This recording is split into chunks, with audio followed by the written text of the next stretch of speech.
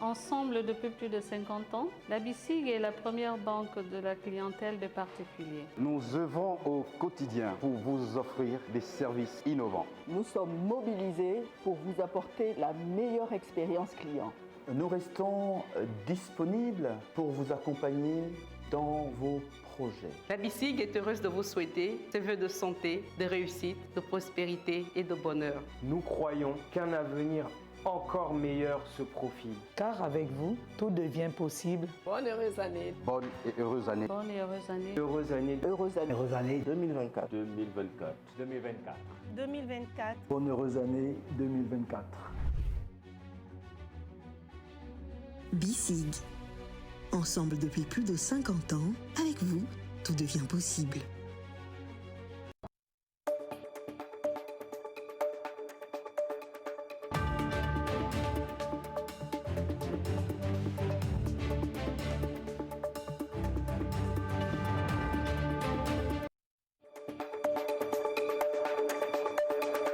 Suite des cérémonies de présentation des vœux au couple présidentiel. Ce matin, le tour est revenu aux institutions, aux collectivités locales, aux syndicats, aux confessions religieuses et à la FEG. La question de l'insalubrité dans la capitale gabonaise, toujours d'actualité, entre dégradation de l'image du paysage urbain et problèmes de santé publique, c'est le dossier de la rédaction. Le 5e arrondissement de Libreville a un nouveau commissaire de police. Le lieutenant-colonel Jean-Jérôme Nzé-Bekale a officiellement pris ses fonctions ce matin et se dit prêt à assumer le maintien de l'ordre dans cette partie de la ville. Et puis, absence d'infirmerie en milieu scolaire, nous avons fait le constat dans quelques lycées et collèges. Comment se passe alors la prise en charge médicale en cas d'urgence sans l'existence de ces lieux d'accueil et de prévention? Vous le verrez.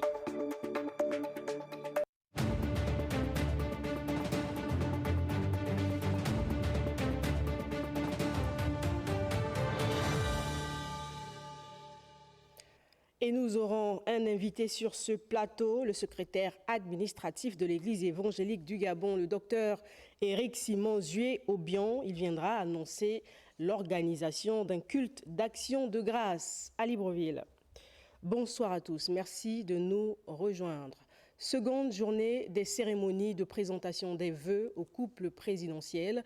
Le tour est revenu ce matin d'abord aux différentes institutions. La cérémonie a permis à chacun des intervenants de rappeler la portée de cette circonstance pour le futur de la nation à l'ère de la transition. Communication présidentielle.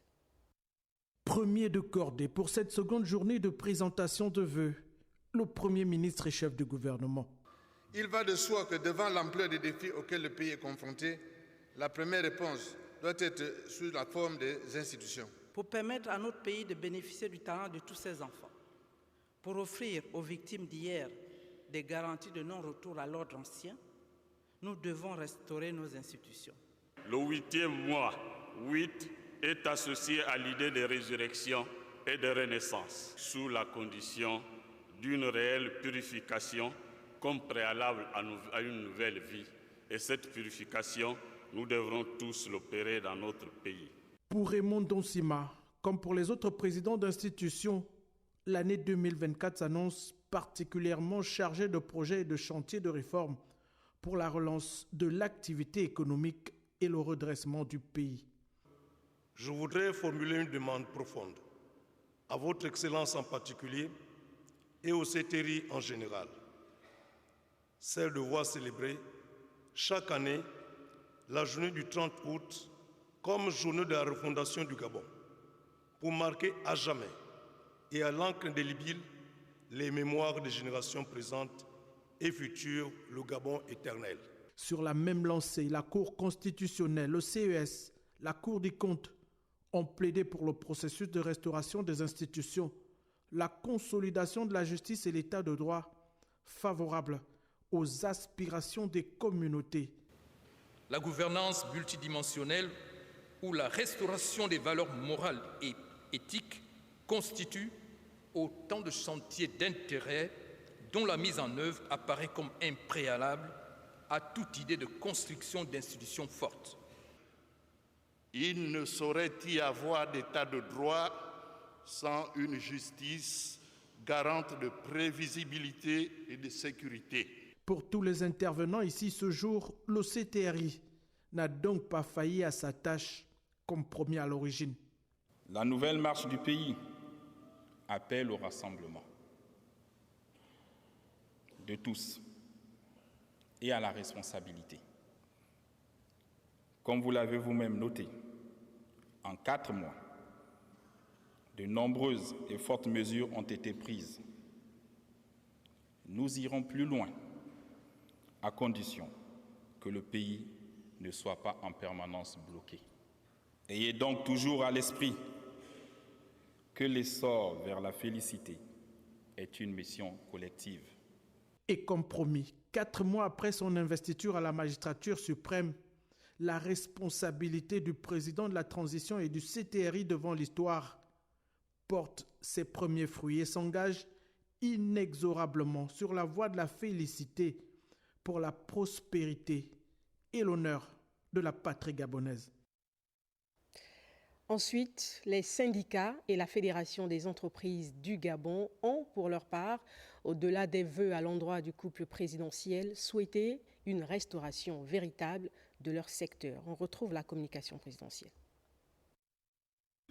Espoir, solidarité, actions sociales multiples, prise en compte des revendications des travailleurs, voilà globalisé l'essentiel du souhait des confédérations syndicales du Gabon en cette nouvelle année placée sous le sceau de la restauration.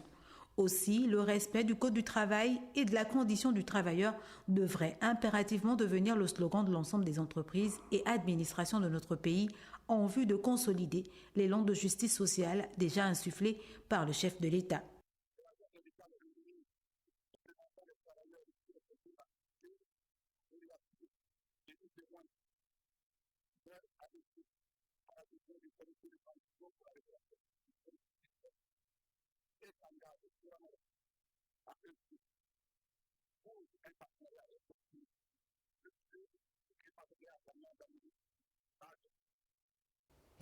Voilà un tout petit problème technique sur cet élément que vous pourrez suivre au cours de nos prochaines éditions d'information. Reste à la présidence de la République où enfin les collectivités locales et les confessions religieuses ont formulé des vœux de prospérité pour le pays. On regarde. Le délégué spécial de la commune de Libreville, le général Jude Ibrahim Rapochombo, a formulé le vœu, au nom de l'ensemble des collectivités locales, que soient adoptées en cette nouvelle année les réformes sur la décentralisation, tout en réaffirmant l'engagement et la détermination des collectivités locales à tout mettre en œuvre pour la réussite de la mission du CTRI dans le domaine qui est le leur, avant d'inviter les populations à une citoyenneté responsable pour le rayonnement de nos cités.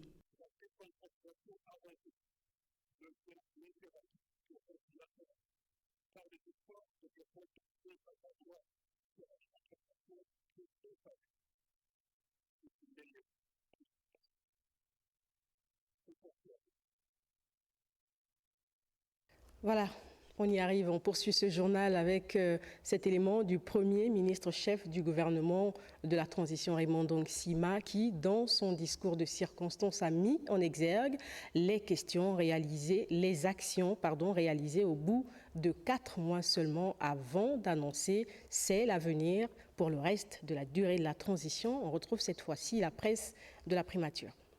Cette cérémonie institutionnelle des vœux de nouvel an au président de la transition, président de la République, Brice Clotaire Oligui Nguema, a permis au Premier ministre de la transition, Raymond Ndong Sima, lors de son allocution circonstancielle, d'aborder le pan relatif à l'accélération de la mise en œuvre de la feuille de route. Le chef du gouvernement de la transition a dit que 2024 sera une année de relance de l'activité économique. Le gouvernement sera entièrement mobilisé pour apporter des réponses sur le renforcement des capacités pour l'employabilité des jeunes, l'aménagement des voiries urbaines, l'accès à l'eau et à l'électricité et l'amélioration des conditions de vie des Gabonais dans plusieurs secteurs d'activité.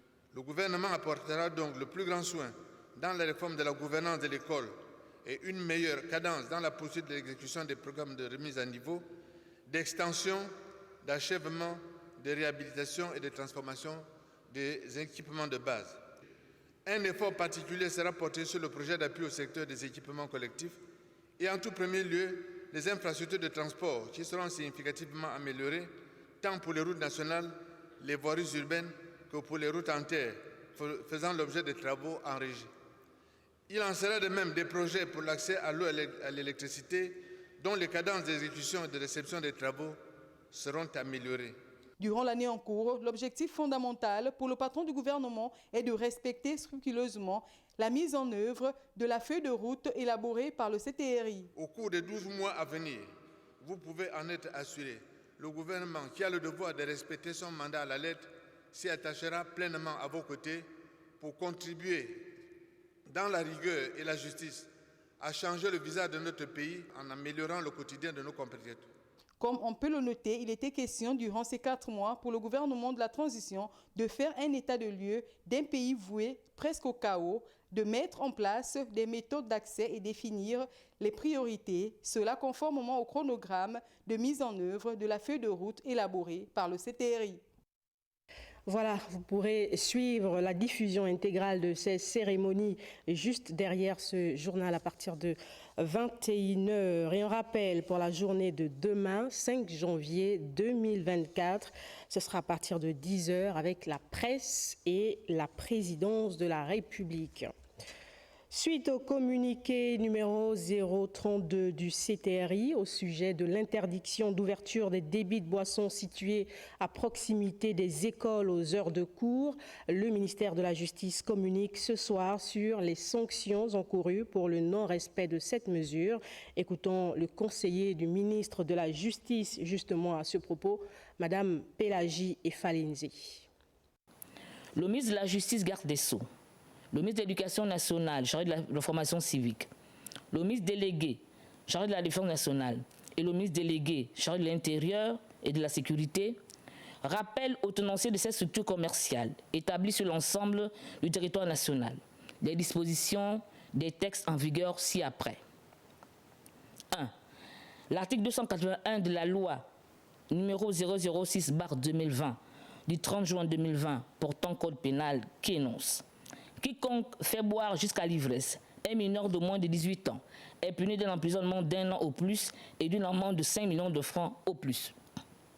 Quiconque incite un mineur à la consommation de boissons alcoolisées, aux produits stupéfiants, est puni de 3 ans d'emprisonnement au plus et de 5 millions de francs CFA d'amende au plus.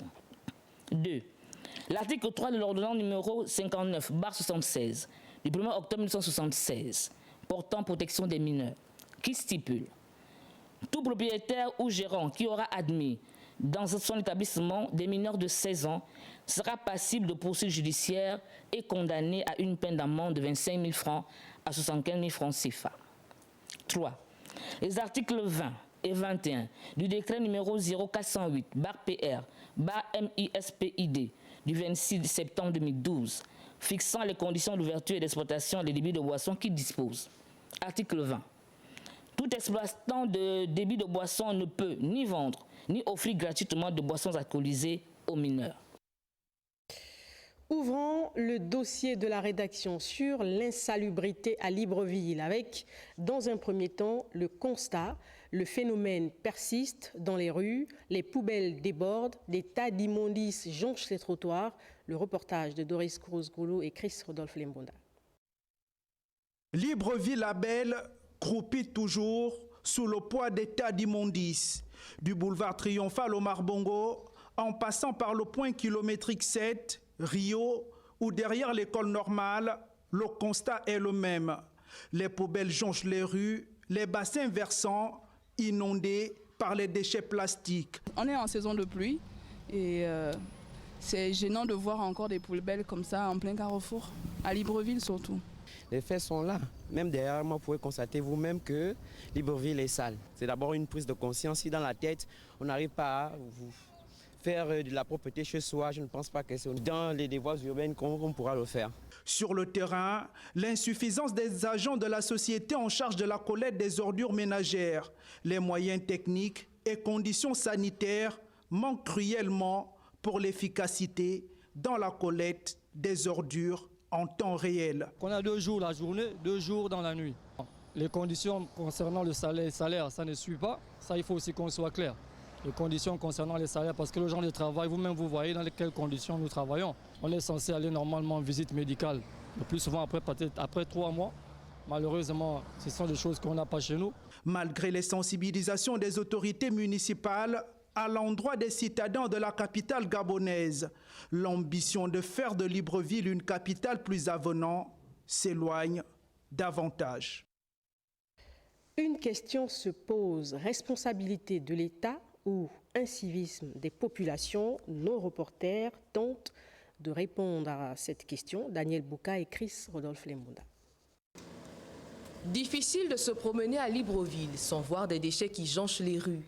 Plastique, métal, verre, tous contribuent à ternir l'image de la capitale. Les difficultés que nous rencontrons concernent principalement l'incivisme des citoyens qui jettent les ordures n'importe où.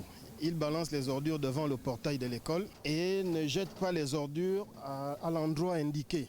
Vu que nous sommes une école, nos enfants souffrent ici d'infections pulmonaires parce que c'est une poubelle à ciel ouvert. C'est pourquoi ça ne peut pas circuler.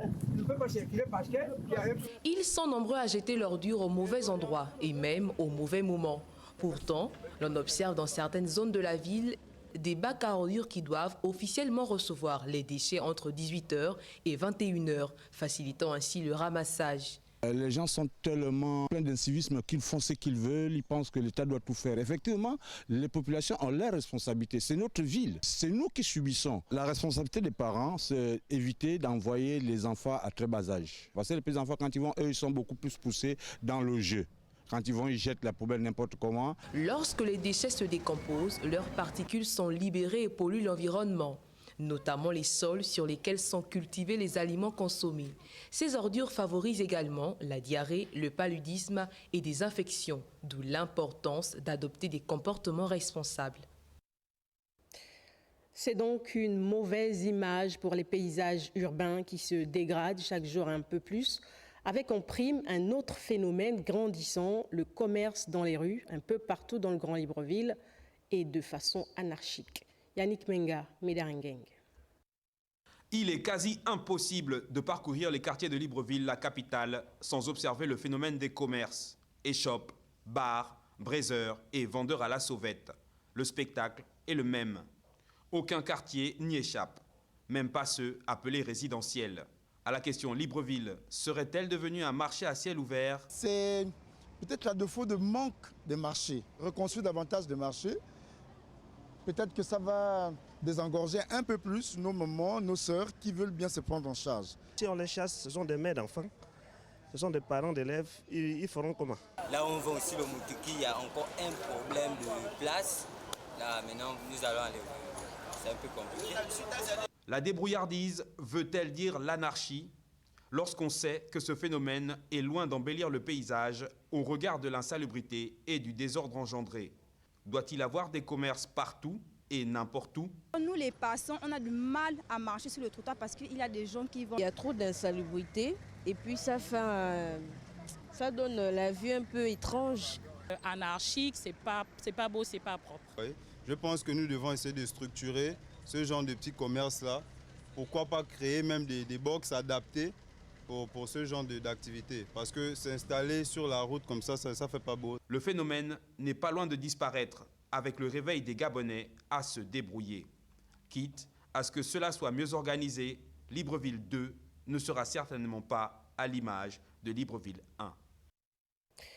Les regards des populations, une fois de plus, sont donc tournés vers les pouvoirs publics, lesquels ne demandent qu'à voir la résolution durable de ce problème à travers la redéfinition des politiques de gestion des déchets et l'entretien des canalisations, bien sûr, en adéquation avec la croissance démographique.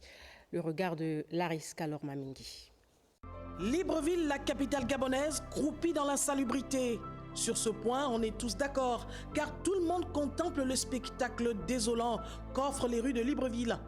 Entre les ordures qui jonchent les voies, les poubelles qui débordent les bacs, les caniveaux bouchés par les déchets, les garages à ciel ouvert entraînant toute forme de déchets industriels, les marchés anarchiques, la liste est longue pour citer les éléments qui font le décor de Libreville la Belle. Les responsabilités sont partagées. La population qui se plaît dans l'incivisme, adoptant des comportements de broussard, jetant les ordures, même dans des lieux inappropriés.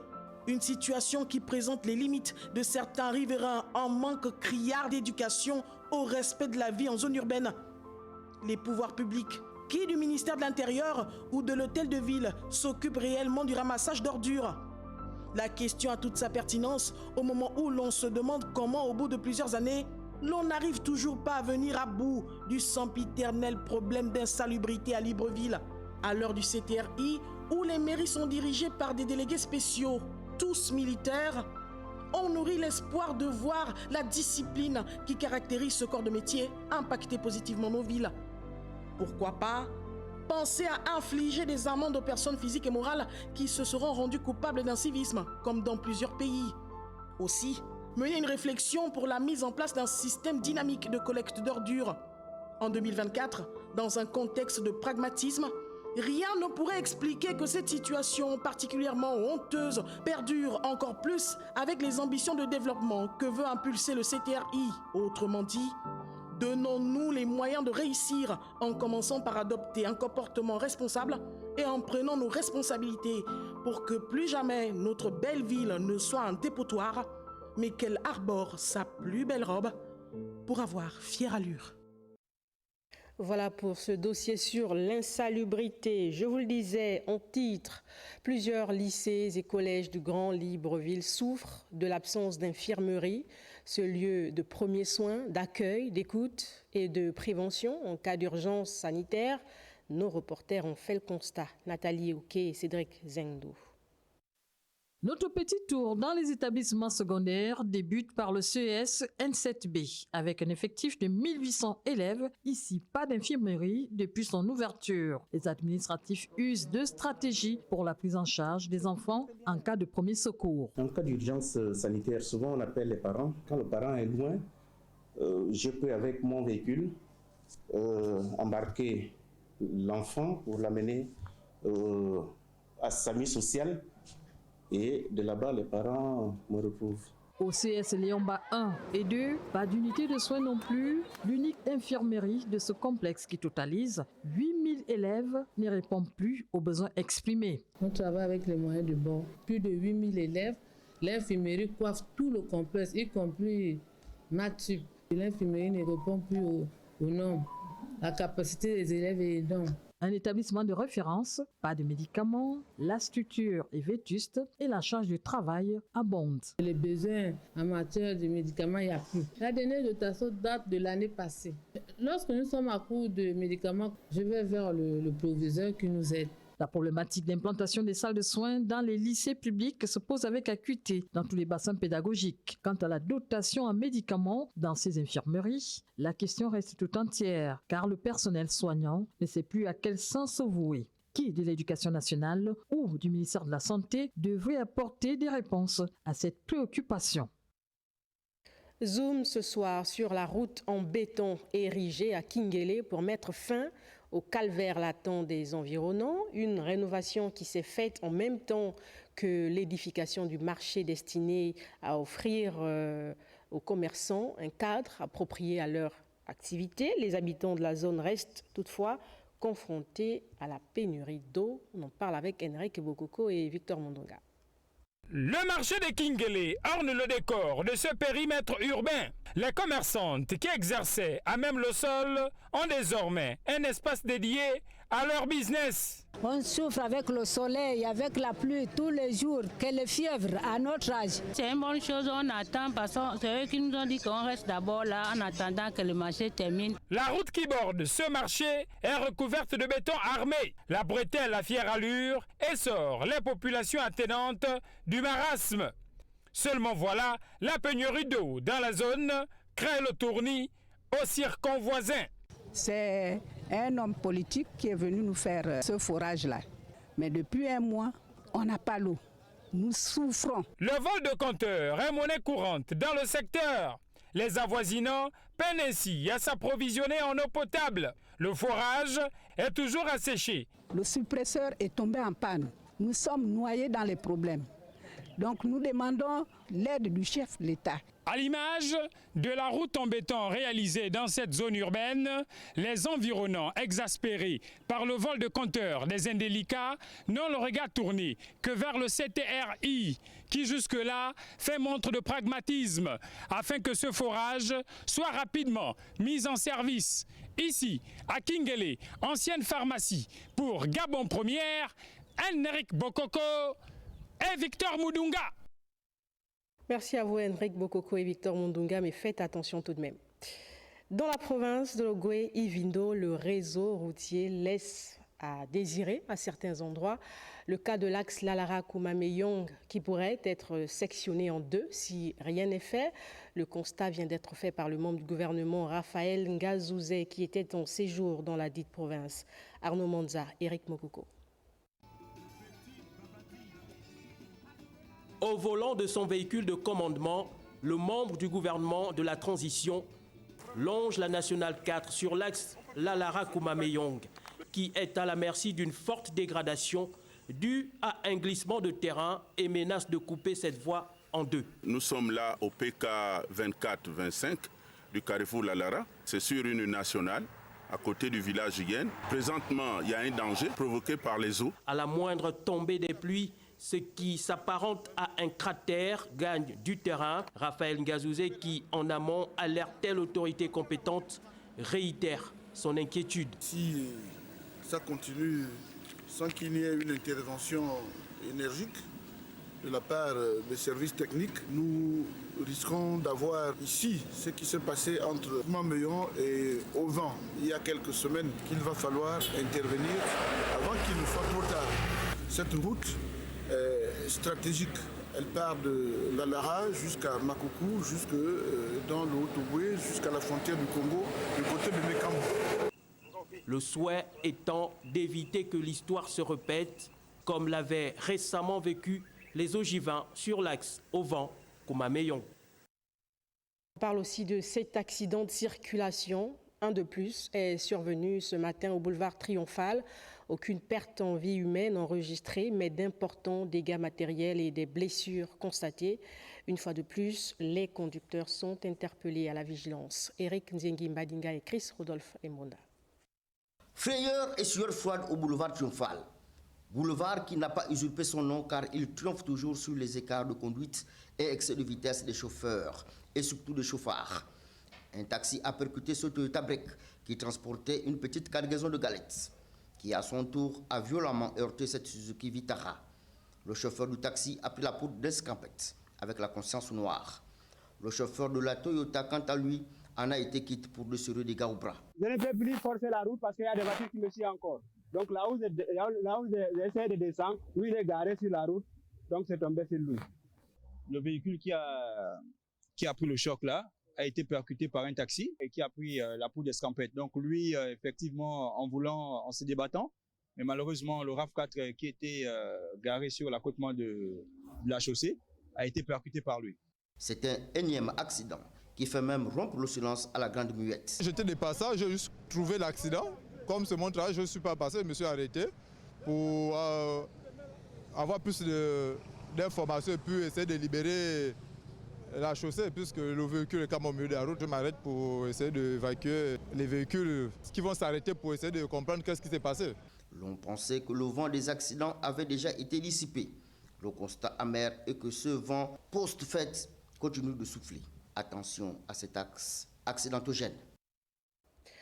Dans le reste de l'actualité, le lieutenant-colonel Jean-Jérôme Zébé-Calé prend officiellement ses fonctions en qualité de commissaire de police du 5e arrondissement de Libreville. La cérémonie était présidée par le préfet de police de Libreville, Arthur Ondondong et Juste Njala. Nommé lors du récent Conseil des ministres, le lieutenant-colonel Jean-Jérôme Zébé-Calé prend officiellement ses fonctions dès ce jour à la tête du commissariat de police du 5e arrondissement de Libreville, succédant ainsi au colonel Jean-Paul Mbadinga Nzinga. Cette cérémonie de passation de commandement a été présidée par le général de brigade Ngabima de la préfecture de police de Libreville. Au nom du président de la République, chef suprême des forces de sécurité et de défense, et en vertu des pouvoirs qui nous sont conférés ce jour, Je vous installe dans vos nouvelles fonctions de commissaire du 5e arrondissement. Avec un Master 2 en sciences criminelles, droit pénal et sécurité intérieure obtenu à l'Université Jean Moulin de France 3, diplômé à l'École nationale supérieure de police de Saint-Cyr en France, diplômé également à l'École supérieure de police de Cannes-Cluse en France et enfin à l'Académie de police de Volgograd en Russie sur la méthodologie d'enquête de certains types d'infractions. L'homme qui a fait toutes ses classes au sein de la police judiciaire, notamment en qualité de chef de plusieurs divisions successives, jusqu'à directeur des affaires criminelles, puis directeur national d'Interpol, a véritablement un riche parcours professionnel dont il a été tout dernièrement conseiller de l'ancien président de la République. Désormais, tenant les rênes du commissariat du 5e arrondissement, l'officier supérieur dit mesurer l'ampleur de la mission qui lui incombe en ces temps de restauration.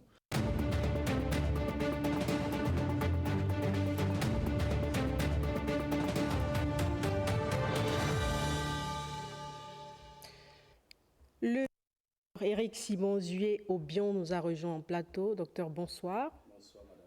Bienvenue sur le plateau de Gabon Première. Vous êtes ici ce soir en qualité de secrétaire administratif de l'Église évangélique du Gabon. Exactement. Parce que vous venez annoncer un événement de l'Église. Exactement. Dites-nous en plus de quoi il s'agit. Bien, merci. L'Église évangélique du Gabon organise ce samedi 6 un culte d'action de grâce. Ce culte d'action de grâce est précédé d'une table ronde vendredi demain de 15h à 17h sur le thème de la restauration. Et il faut dire que l'Église évangélique du Gabon a l'habitude d'organiser en début de chaque année un culte d'action de grâce pour dire merci à Dieu. Mais le contexte actuel est particulier. J'en venais justement, pourquoi un culte d'action de grâce? Oui, parce que le contexte, comme je disais, c'est dans ses habitudes, mais le contexte est particulier cette année. Tout le monde se souviendra qu'il y a un an, notamment au mois de juillet, conjointement avec l'Église catholique, l'Église évangélique du Gabon avait organisé une grande prière, une journée de prière à Bissieux. Et aujourd'hui, nous pensons qu'il est important que nous venions aussi dire merci à Dieu parce qu'il nous a permis de sortir d'une situation de toutes les incertitudes, puisque chacun pouvait craindre des lendemains électoraux heurtés, et Dieu a permis à ce que nous sortions de là sans effusion de sang ni heurts. Et donc aujourd'hui, l'Église évangélique du Gabon pense qu'avec la transition en cours, il faut confier cette transition justement entre les mains de Dieu et puis surtout présenter à Dieu l'année 2024 parce que c'est une année qui précède un calendrier très important, vu que la transition devrait en principe prendre fin en 2025. Donc, il est important pour les chrétiens de l'Église de dire merci à Dieu parce que Dieu a exaucé nos prières. D'accord, on rappelle le lieu et la date. C'est à partir de demain, je disais, à partir de demain, table ronde, oui. De 15h à 17h à Barca Mission. Et puis samedi, il va y avoir un grand culte, donc de 10h à 12h, célébré par le pasteur président de l'Église évangélique du Gabon, le révérend Louis-Sylvain Luengo. Et puis le dimanche, ça va être un culte d'action de grâce organisé dans toutes les paroisses de l'Église évangélique du Gabon. Merci, docteur Éric Simon-Zué, au Bion d'être passé en plateau pour communiquer. Je profite pour vous inviter à ce culte d'action de grâce. Ben, merci. J'y serai. Merci sans beaucoup. Faute. Merci. Sans électricité, depuis le 31 décembre, les populations de Njolé ont décidé de bloquer l'axe stratégique reliant Libreville aux provinces du Wolontem, le Goïvindo et le Haut-Ogoué, un mouvement d'humeur sur lequel nous reviendrons dans nos prochaines éditions d'information. Et en réponse, la Société d'énergie et d'eau du Gabon informe qu'elle enregistre depuis quelques jours une baisse de ses moyens de production d'électricité dans les villes de Njolé justement et Mouila.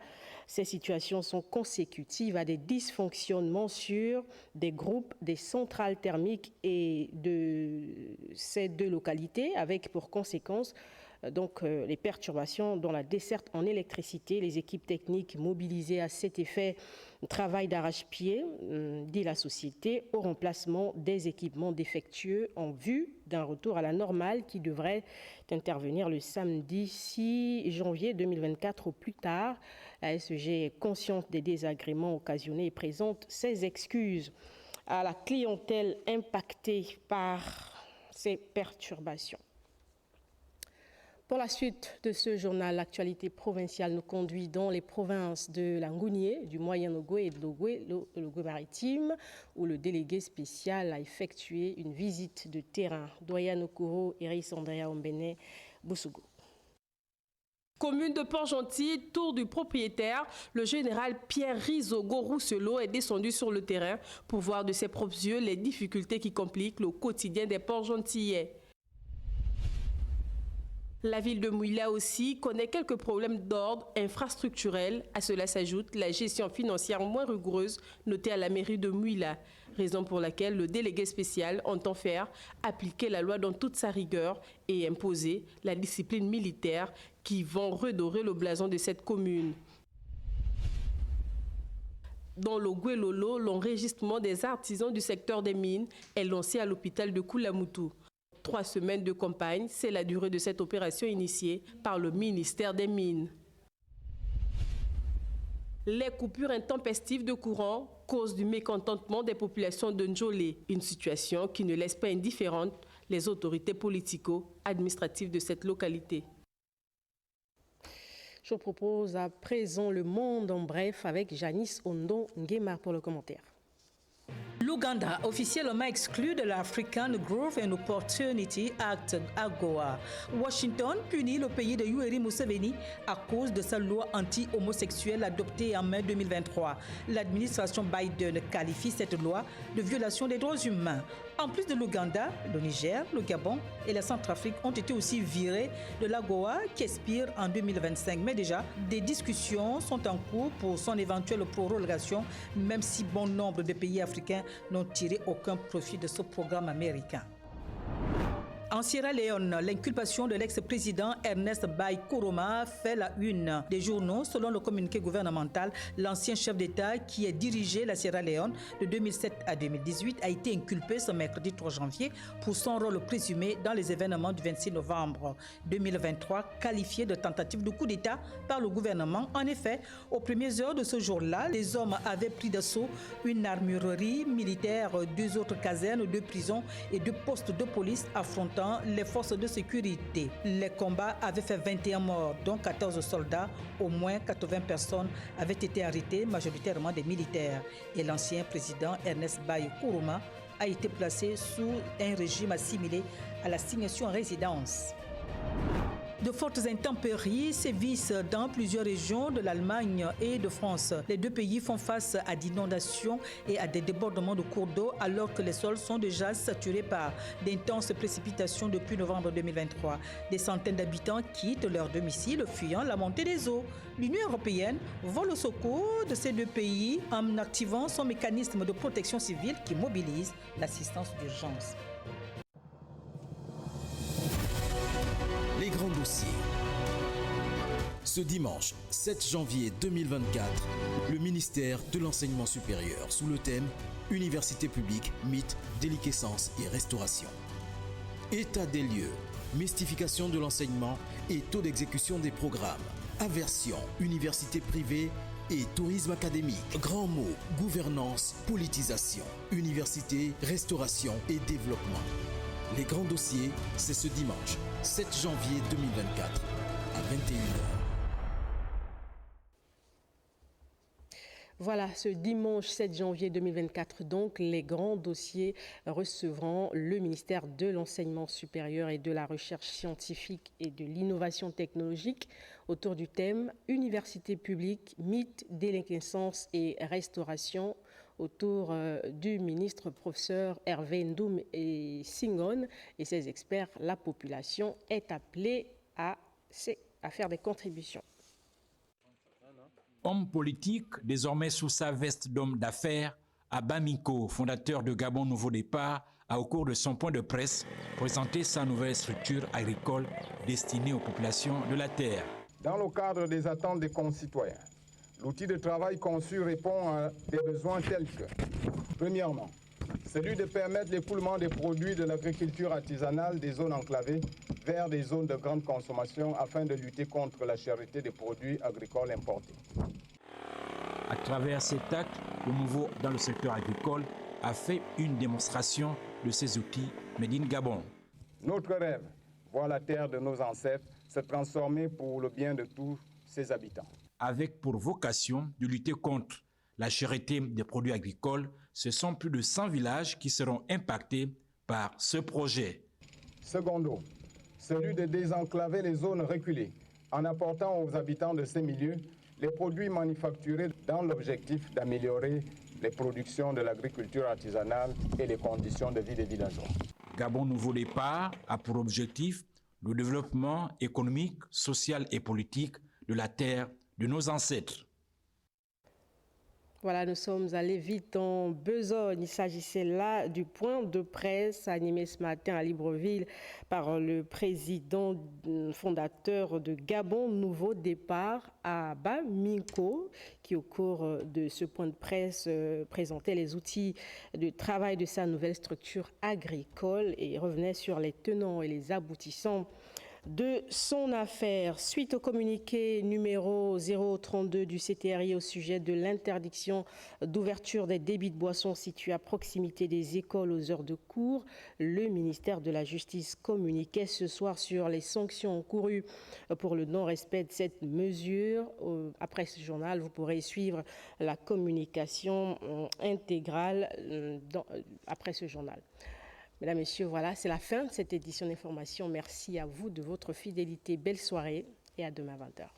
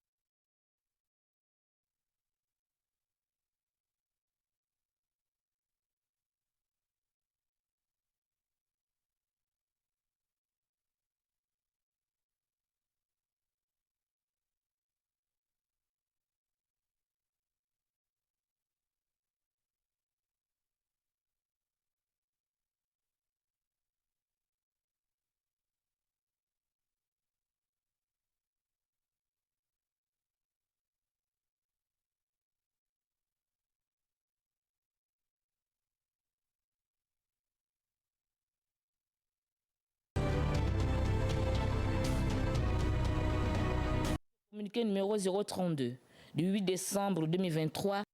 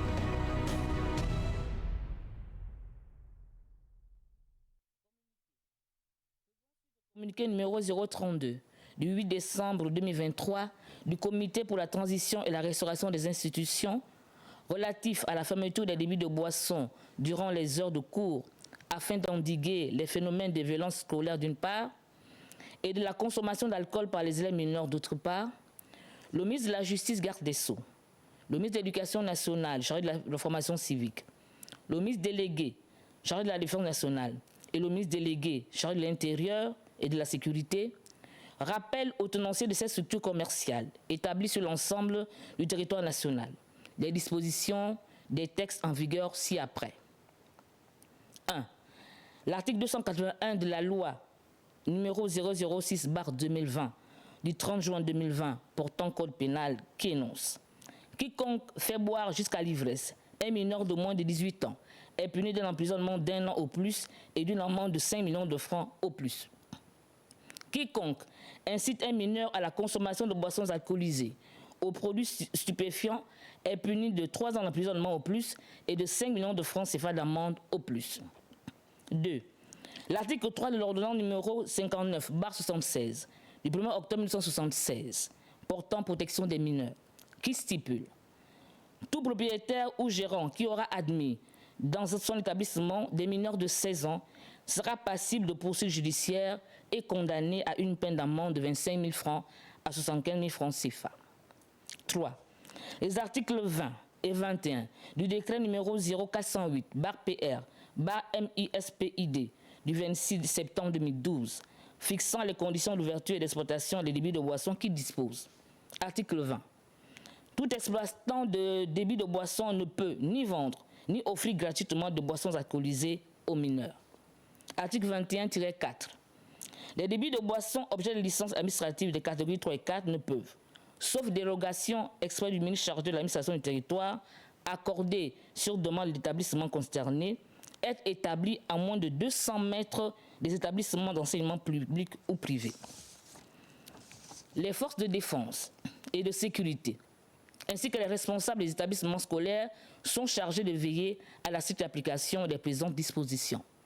Fait à Libreville, le 4 janvier 2024. Je vous remercie.